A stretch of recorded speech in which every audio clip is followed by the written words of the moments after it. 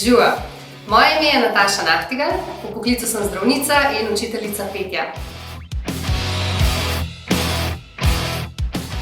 Od pevskih vaj sem odnesel predvsem malo discipline, pa nekako sem se mogel pripraviti do te predkoncerti ali pa pred recimo snemanji, da se malo ugrejem.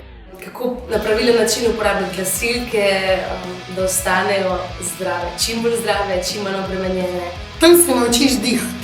Ne koliko ti hočeš dihati, ampak koliko ti vdihneš. S časom sem potem ugotovil, kaj pomenijo besede, kaj pomeni razumevanje besed in kaj pomeni izgovorjava samih besed. Tega, da sem samozavestna tam, kjer sem, da je moj glas tak, kot je, unikaten, da ne rabi biti nikomur, nobenemu drugemu glasu podoben.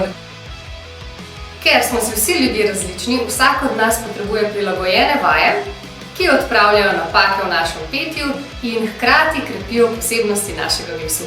Ena takšna orodja, s katerim vsakmu ali nekomu, ki je na začetni točki ali pa že na dosti visoki točki nekega pevskega znanja, zna pomagati, da je še boljši. Zelo mi je všeč, ker Nataša snima vsako vajo in dobim za domov CD, s katerim lahko vadim in ful hitreje napredujem.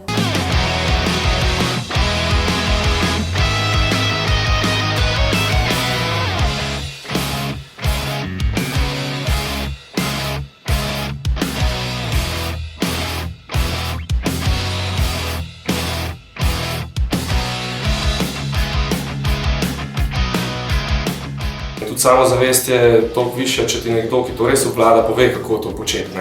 Takrat veš, da karkoli boš naredil, da ni za manj. Če pa sam delaš te stvari, pa dostikrat lahko skreneš oziroma narediš še kakšno škodo.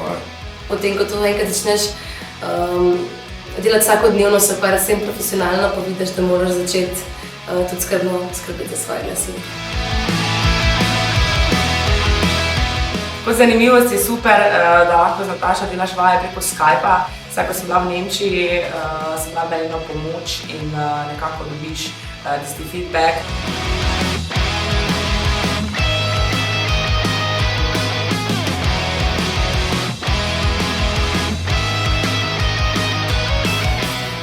Če svoj glas uporabljamo pravilno, potem smo sposobni izražati svoje občutke, predati sporočilo publiki in biti to, kar smo.